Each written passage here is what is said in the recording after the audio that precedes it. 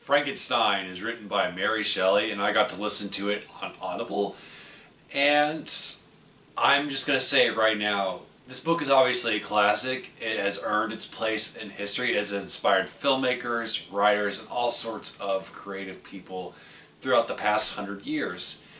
And I mean, it's rightfully deserved its place in history. I'd never read it, I'd never listened to it. I'm a big fan of the films. I'm a big fan of the Universal classic, and I've liked a lot of the adaptations. The one with Robert De Niro is really good and probably the most faithful to the novel.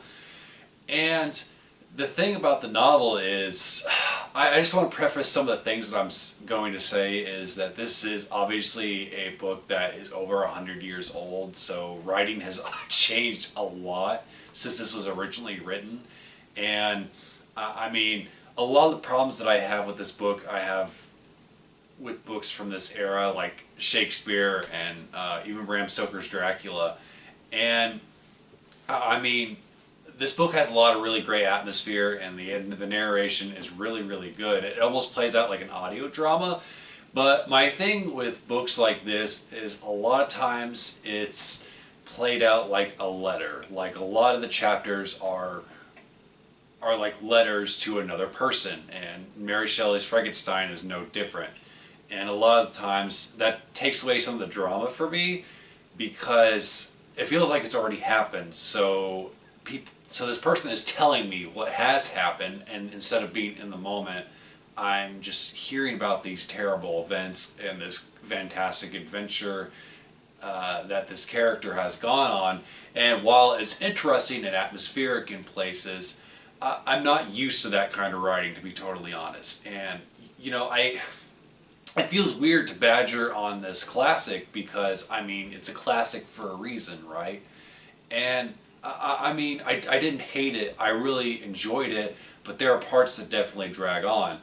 And there are characters where you get to their point of view where they're writing a letter to somebody else, and it just goes on forever. Where you're like, oh, we're still on this. Like, it was interesting at first, but it gets dragged out. And again, it's a product of its time. But without it, we wouldn't have the likes of King and Dean Koontz or John Carpenter. All these directors and writers that I really love, I think, were inspired by writers like Mary Shelley. And Frankenstein could very well be the very first science fiction novel, and it covers a lot of questions that we are still exploring today, like the dangers of technology and going too far with it. I mean, Frankenstein's monster, you see stuff like that in Terminator, and then, I mean, nowadays with technology that can almost think for itself and has AI bots and, you know, having these Alexas in our homes that can answer questions or even have conversations with us, it's kind of daunting because, I mean, Mary Shelley thought of this in the 1800s, this creature that man has created that eventually turns on its creator, that its creator is horrified by. It's an interesting subject, and it kind of blows my mind that this book is over 100 years old, and yet it was discussing themes that are still relevant now, that are probably even more relevant now. And I definitely appreciated it in that way.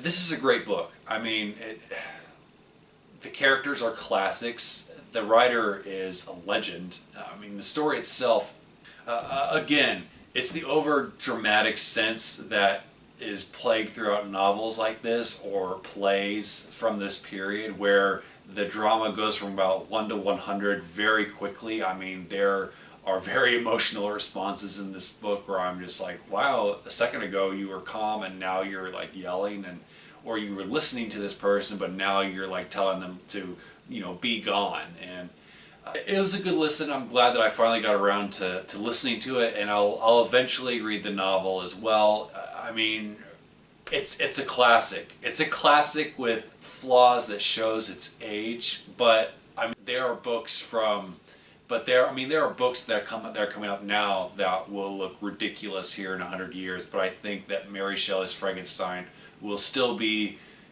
relevant in some way 100 years from now. You know, when it's 200 years old, I think it'll still be relevant in some way and still be influential. Mary Shelley's Frankenstein, have you read it?